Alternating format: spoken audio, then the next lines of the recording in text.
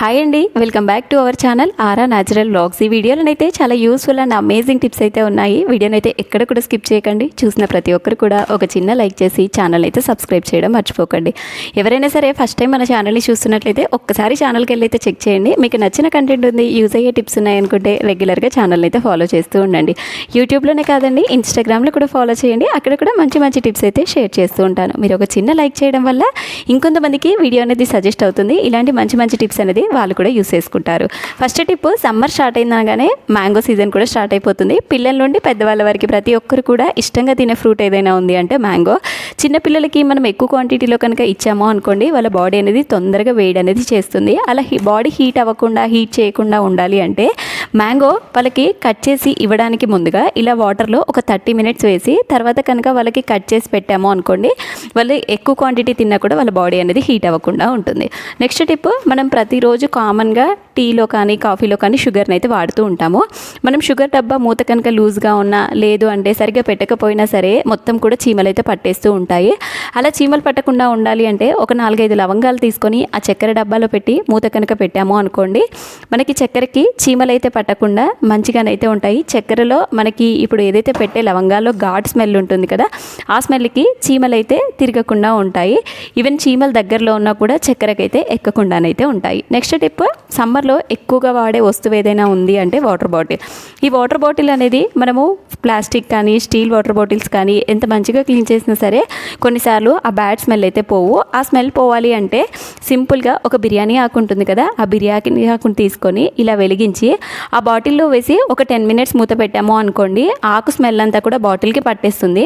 అందులో ఉండే bad smell అంతా కూడా రిమూవ్ చేస్తుంది.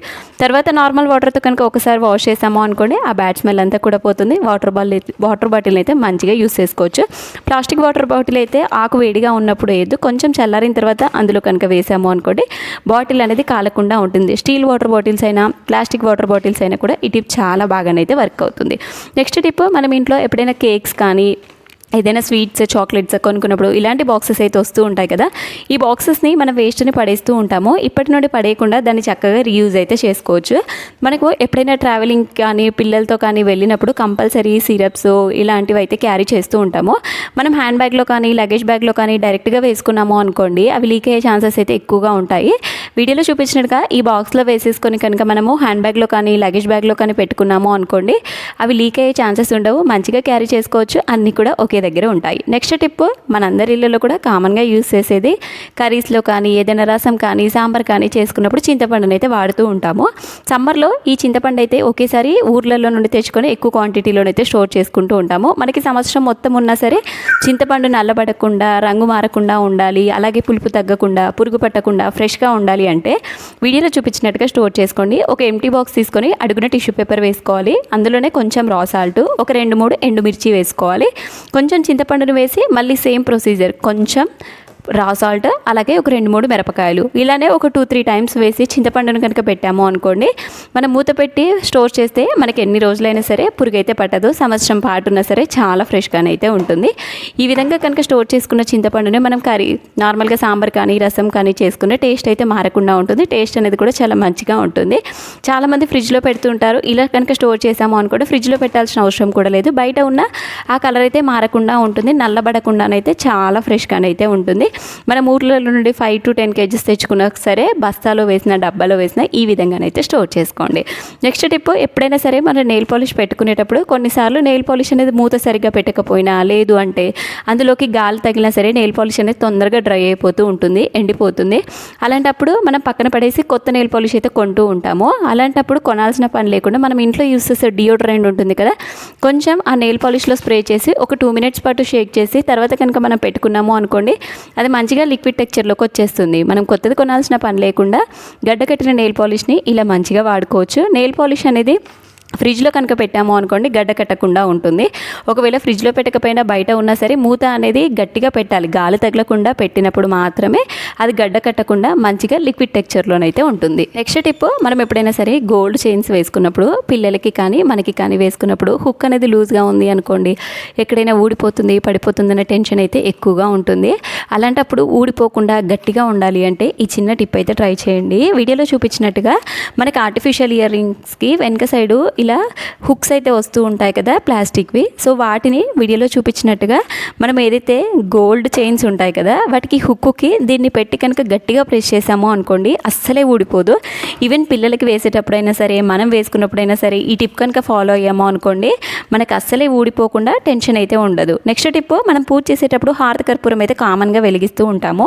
ఈ హారతి కర్పూరం అనేది మనకి గాలి తగిలింది అనుకోండి తొందరగా కరిగిపోతుంది. అలా కరిగిపోకుండా ఉండాలి అంటే వీడియోలో చూపించినట్టుగా ఒక ఎంటీ బాక్స్ తీసుకొని అందులో హారతి కర్పూరం వేసి అది కరిగిపోకుండా ఒక 2-3 మిరియాలు అలాగే కొన్ని బియ్యంను వేసి మూత పెట్టాము అనుకోండి మనకి గాలి తగిలినా సరే అది కరిగిపోకుండా ఉంటుంది. అలాగే కొన్ని రోజుల తర్వాత స్మెల్ అనేది కూడా తగ్గుతుంది కదా. ఇవి 2 వేయడం వల్ల కరిగిపోవు, అలాగే స్మెల్ అనేది కూడా పోకుండానైతే ఉంటుంది. నెక్స్ట్ టిప్, మనం ఎప్పుడైనా జర్నీస్ చేసేటప్పుడు ఇలాంటి సీజర్స్ కనుక క్యారీ చేయాలి అనుకోండి ఎడ్జెస్ అనేది చాలా షార్ప్గా ఉంటాయి. హ్యాండ్ బ్యాగ్లో కానీ లగేజ్ బ్యాగ్లో కానీ వేసాము అనుకోండి ఆ ఎడ్జెస్ అనేది షార్ప్గా ఉండడం వల్ల మనం కానీ పిల్లలు కానీ హ్యాండ్ బ్యాగ్లో తెలియక కనుక చేతులు పెట్టాము అనుకోండి ఇంజూర్ అయ్యే ఛాన్సెస్ అయితే ఎక్కువగా ఉంటాయి. సో అలా ఇంజూర్ అవ్వకుండా ఉండాలి అంటే వీడియోలో చూపించినట్టుగా ఎడ్జ్కి ఒక పెన్ క్యాప్ని కనుక పెట్టాము అనుకోండి తర్వాత దీన్ని హ్యాండ్ బ్యాగ్లో కానీ లగేజ్ బ్యాగ్లో కానీ వేసాము అనుకోండి ఇంజూర్ అయ్యే ఛాన్స్ ఉండదు. అలాగే మనకి నార్మల్గా ఎక్కువ సార్లు మనం ఎక్కడికైనా క్యారీ చేసినా సరే ఈ టిప్ కనుక ఫాలో చేసాము అనుకోండి మనం క్యారీ చేయడానికి కూడా చాలా ఈజీగా ఉంటుంది. సీజర్ అనే కాదు నైఫ్ని క్యారీ చేసేటప్పుడు కూడా ఇలా క్లోజ్ చేసాము అనుకోండి సేఫ్టీగా తీసుకెళ్ళొచ్చు. నెక్స్ట్ టిప్, మనము సీజర్ అనేది పాల ప్యాకెట్స్ కట్ చేయడానికి ట్యాబ్లెట్స్ ఏదైనా కట్ చేయడానికి వాడుతూ ఉంటాము. కొన్ని డేస్ వాడిన తర్వాత ఆ సీజర్ అనేది షార్ప్నెస్ అనేది తగ్గిపోతూ ఉంటుంది. షార్ప్నెస్ తగ్గినప్పుడు మనం ఏం కట్ చేసినా కూడా అంత ఈజీగానైతే కట్ అవ్వదు. సో అలాంటప్పుడు ఈ సింపుల్ టిప్ అయితే ట్రై చేయండి. మనం ఇంట్లో రా సాల్ట్ అయినా పర్లేదు నార్మల్గా యూస్ చేసే సాల్ట్ ఏదైనా పర్లేదు ఆ సాల్ట్లో ఇలా వీడియోలో చూపించినట్టుగా పెట్టి ఒక 2 మినిట్స్ కనుక రబ్ చేసాము అనుకోండి సీజర్ అనేది చాలా షార్ప్గా అవుతుంది. మనం కొనుక్కున్నప్పుడు ఎంతైతే షార్ప్గా ఉంటుందో సేమ్ అంతే షార్ప్గా అవుతుంది. నెక్స్ట్ టైం మీ సీజర్ ఎప్పుడైనా కూడా ఏదైనా కట్ చేసినప్పుడు కట్ అవ్వలేదు అనుకోండి ఇన్స్టెంట్గా ఇలా చేసి కనుక వాడుకున్నారు అనుకోండి సీజర్ అనేది మంచిగా షార్ప్ అవుతుంది, మంచిగా వర్క్ అవుతుంది. పక్కన పడేసి కొత్తది కొనాల్సిన పని లేకుండా దీన్నే మంచిగానైతే షార్ప్ చేసుకోవచ్చు. నెక్స్ట్ టిప్, సమ్మర్లో ఇలాంటి వైట్ షర్ట్స్ కనుక వేసుకున్నాము అనుకోండి కాలర్ దగ్గర స్వెట్టింగ్ అనేది ఎక్కువగా పట్టేసి మురికి అనేది తొందరగా కనిపిస్తూ ఉంటుంది. మెయిన్గా చిన్నపిల్లలకైతే వాళ్ళు ఆడుకోవడానికి వెళ్ళినప్పుడు అలాంటి స్వెట్టింగ్ అయితే ఎక్కువగా వస్తూ ఉంటుంది కదా.